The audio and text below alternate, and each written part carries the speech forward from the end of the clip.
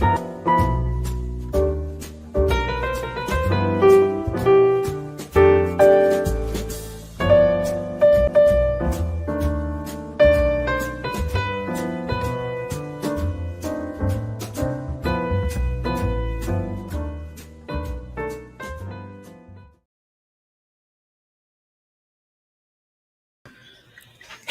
traders, happy Friday, gang. Welcome to Charts and Coffee. Hope everyone's having a great morning. It is options. It is OPEX Friday, third Friday of the month. That means shenanigans. I get a question quite a bit about what it is that options expiration tends to attract. And, look, I know we hear about running of the stops and things like that, but the nature of the market is to move towards liquidity because the function of the market is to fill orders. I know sometimes it feels like the function of the market is to come after our trades, but I promise you, after 30 years, I can tell you them for the most part, no one knows that we personally are even there, right? So then what we think about is where's the size and how are we positioned around it? And for OPEX, it's very much, again, that third Friday of the month. It's very much an idea of, okay, we hear about Max Payne, where is the open interest the thickest? Usually on the put and the call side, but I just take note of where the open interest is. That's size, right? That's size in the options game. And so those are things that I'll keep an eye on. And overall, I don't like to trade today, right? So let's talk about it from another perspective. That's what it is. That's what I'm on the lookout for. But frankly, if I find 1 or 2 days a month are not necessarily going to be conducive to respecting certain price levels, that are going to be conducive to the kind of follow through that I like, and operating within the historical volatility levels that I trust, right? Are we going to be beyond what's normal? Usually on OPEX, absolutely. Usually on FOMC, absolutely. Non-farm would be another one, right? So there are certain days every month where I say to myself, hey, this is going to be one of those situations where it's not going to kill me if I don't trade, right? It's okay to prop my feet up on my desk, although I don't do that, and just watch the shenanigans, right? Do some homework. We'll be in the Sector Secrets Mastery, looking at things. But I'm really going to be setting up for next week. Of course, we have a 3-day weekend, so I'll be setting up for Tuesday. So I just want to kind of say something. It's for myself as much as for everybody here. It's okay not to trade some days. It really, really is, especially if we're not going to see the kind of follow through that we would want. All right.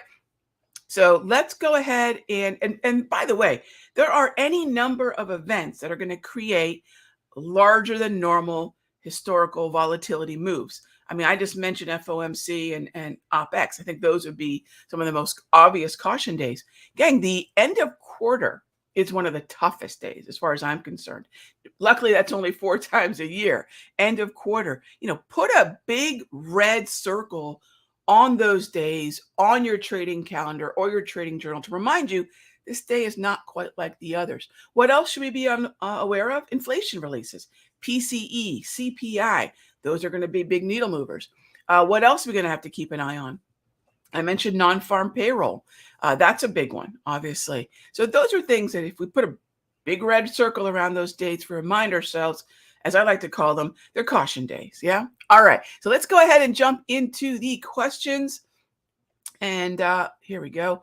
We're going to operate on some beautiful TradingView charts. I've got both TradingView and Thinkorswim running on my desktop. Love them both. They both have, reasons for coexisting.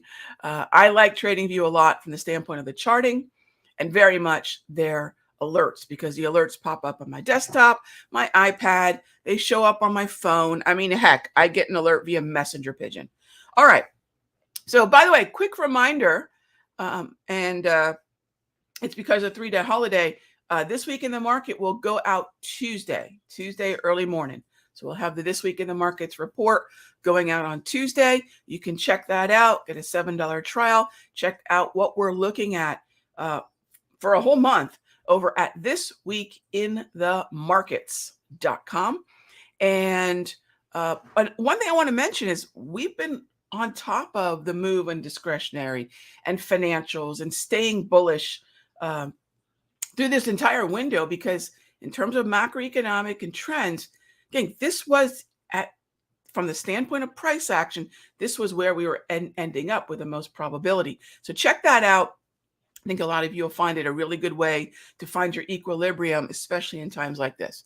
Okay, so first question is, hey there, JJ. Love the Darvis book. What Dow book would I recommend? JJ, I'll tell you what, Darvis wrote quite a few books. I've got 4 Darvis books, I believe, and they're all fantastic.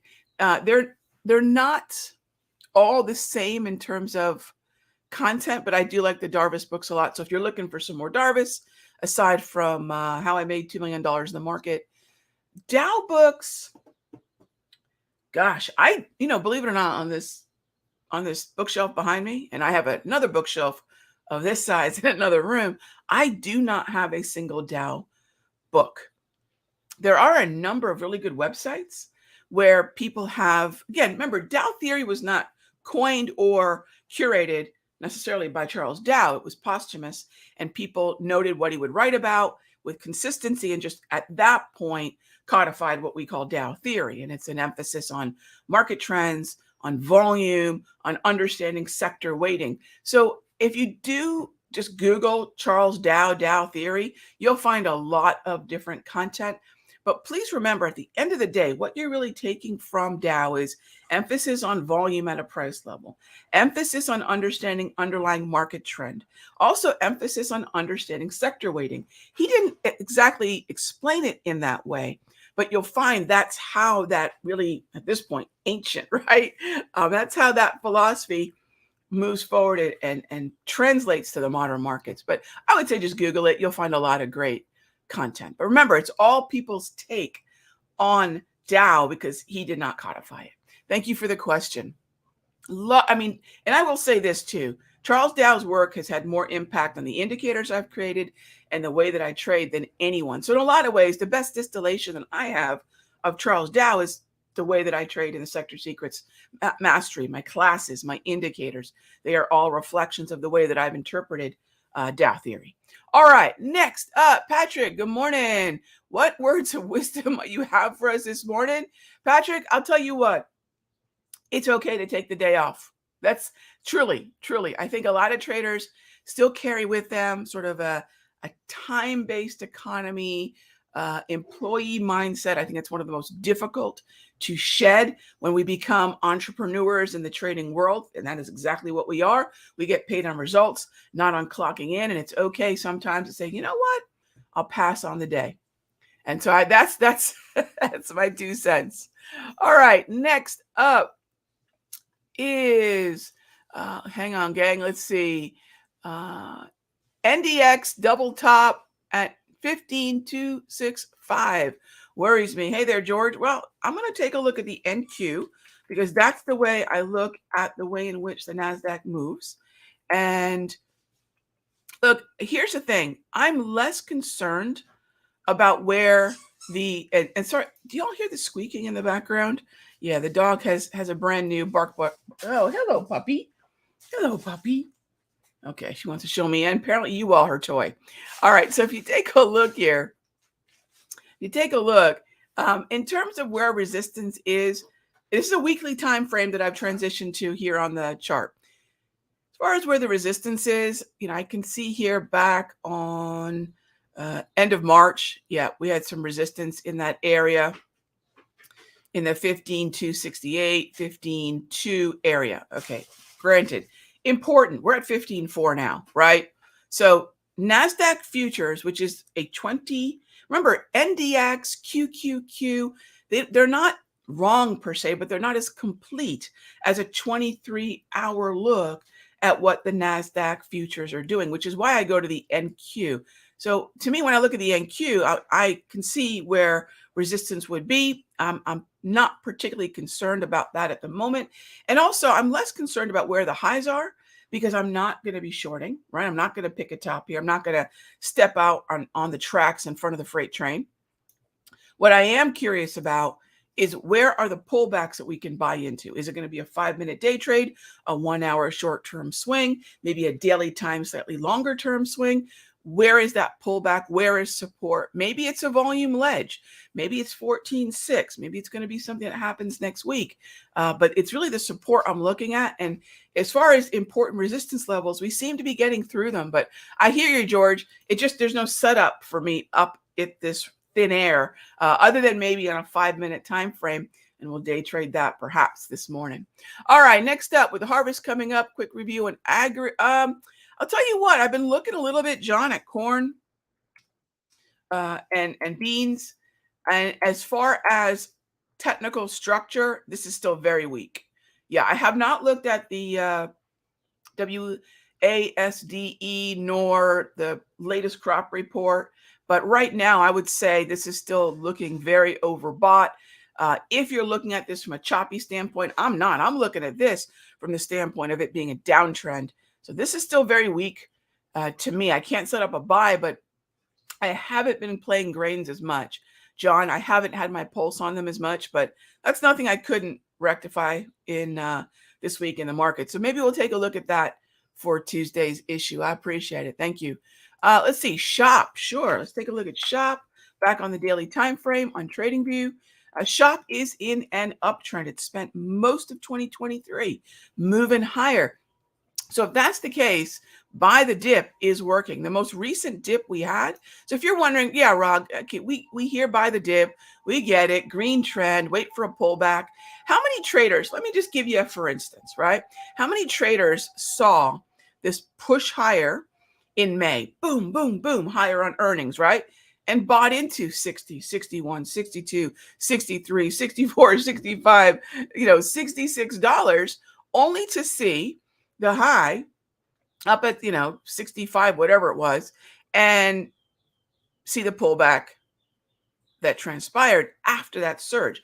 Remember, gang, most market participants like momentum. They like to get long when the market's making higher highs, and they like to get short when the market's making lower lows. And even worse, they like to dump positions when markets are making lower lows. So it's always very reactionary and in the direction of momentum, which is fine.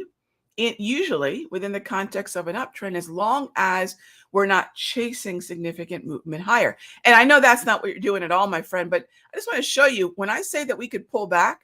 Remember, if I told anybody, hey, as we reach into $65, my entry is down at 57, people think, oh my gosh, Rog, how much of a pullback?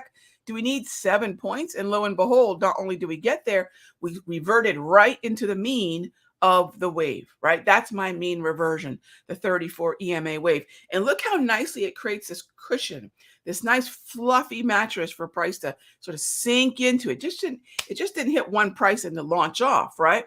Kind of sinks, it finds zones of buyers, and those zones of buyers participate with different levels of volume in this area. It's predefined, it's easy to see, and that's where we launched from, that mean reversion.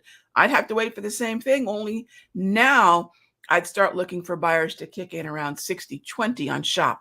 I won't be buying up here on a daily, but it doesn't mean that a shorter term time frame or even a day trade may not work. On Adobe, the second symbol, yeah, this one's parabolic. I won't be touching this one anytime soon because granted, I would need a significant pullback, but in terms of historical price movement ranges and what would be typical to Adobe's nature, I'm not looking at a 416, 417 entry. We'll look for gap closes. We'll look for volume ledges to buy at support levels. All right. Sergio asked, what are the dates for the VWAP max? Where am I anchoring my VWAP and my V score? First trading day of the year. So about 2 years ago, there's two ways you can do it. If you want to go back 12 months to a year ago to the month, that's fine. What I've been doing the last 2 years is very much rooted in the first trading day of the month. So I've got a anchored VWAP on January 3, and my V score is anchored also to January 3. All right. Are the indices equally affected by options expiration? Absolutely. Yes. Yes. The way in which price is going to move on the underlying of the derivative, right? So you've got an option, it's a derivative of an underlying thing, which is to say you've got a stock and then an option on it, or a futures contract and an options on it. So yes, absolutely. Absolutely. It's going to affect it as well. All right. Next up, Robert asks, we take a look at Goldman and Bank of America. Financials are in a tricky spot, Robert, because while they are moving higher, XLF, they haven't quite conquered the 200. As you can see there, those white dots represent, for me, using a fast and slow exponential moving average, it represents where the 200 exponential moving average is. XLF is right up against that. I'm not going to presume it's just going to be break and up away. I do expect a little bit of a battle there.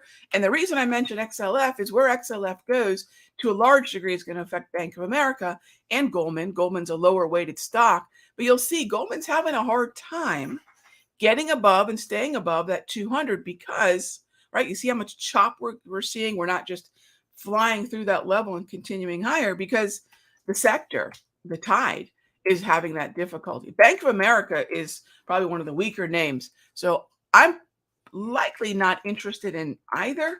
Personally, I'd like to be long. JP Morgan, Visa, MasterCard, that would be my relative outperforming watch list. So that's the way, Robert, that I would look at those symbols within the financials. And then remember, the more financials get with it, so too will the S&P and the Dow, right? The number one weighted sector in the Dow are financials, is XLF. All right. Next up, Penelope says, I understand futures trading is 24/7. Not quite. Forex trading is not quite even 24/7. Crypto trading is 24/7. I'd call futures trading more like 5.5 days a week, 23 hours a day, but pretty close. I get what you mean. But who is trading after hour stocks and ETFs? We can't participate.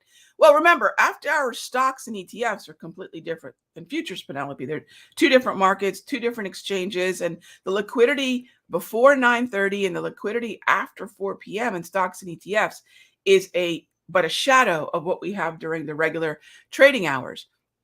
You're not going to trade SPY after hour. You're going to trade ES, right? Well, I'm not telling you what to do, but if you want liquidity and you want a market that's truly open, you're going to focus on after hours, to use your wording, S&P, NASDAQ, Dow, futures contracts. Remember, gang, the markets are a great big world. It's not just about the US, right? The markets are a global phenomenon, and these futures are traded across the globe, right? Opinion about where the S&P and the NASDAQ and the DAX and the Nikkei and the CAC 40 and et cetera, it's global. So when I think about who is trading, right? Who is trading?